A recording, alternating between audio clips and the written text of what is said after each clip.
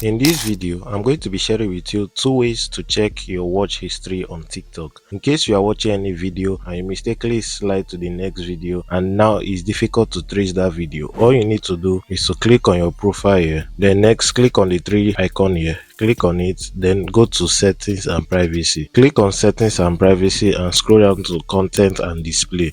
Now on content and display, you will see activity center. Click on activity center. So now on the activity center, you can see we have the watch history, comment history, search history, recently deleted, manage post visibility. So next, click on watch history.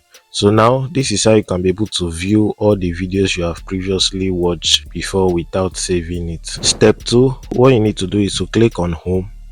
Next, click on the search icon here. Now on the search icon here, just type in full stop. So now click on search.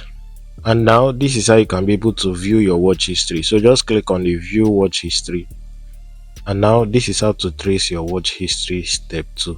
So if you want to also delete it, click on the select and click on select all and click on delete. If you enjoyed this video, do not forget to hit the like button, comment, share and subscribe to our YouTube channel, and tell us your experience on TikTok and other areas you want us to touch. My name is Ebenezer from Osa Studio. Thank you for watching this video.